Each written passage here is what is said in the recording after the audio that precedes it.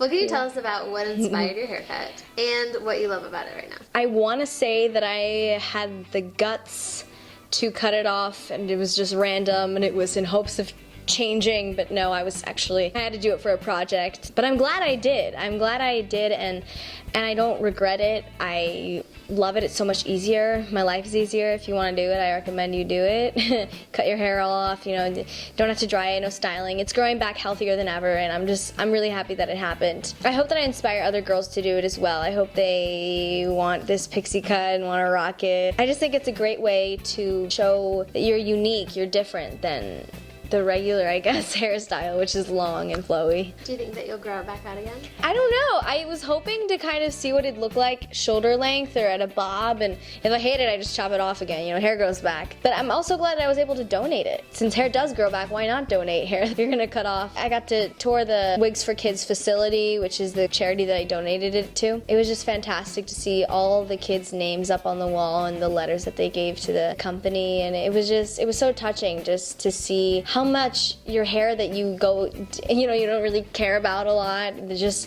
mean the world to some child out there. Just make them feel beautiful inside and out. Have there been any things where you miss your long hair, or where you're like, oh, I didn't know I could rock this certain look? Interesting things that we wouldn't maybe think about. I remember the first day I cut it, I woke up the next morning and I was expecting some hair there. I do the usual, you know, like push it out of my face, yawn, you know, and then wake up and get out of bed, but I was like,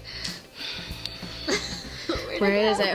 What's going on? And I looked in the mirror and my hair was actually, it looked like I'd just gotten electrocuted. It was just sticking up, and I didn't know.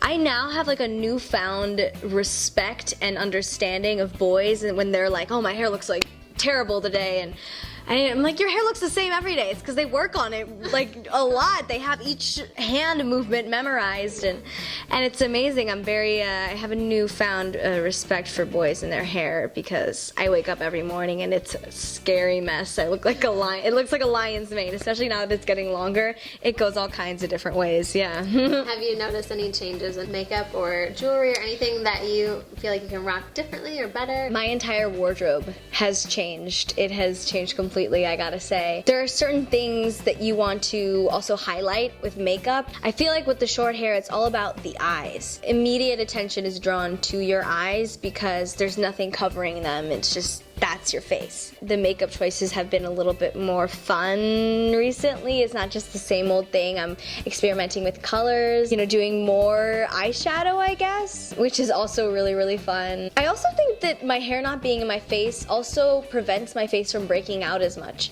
because there are these natural oils in your hair that tend to rub across your face and then that made me break out.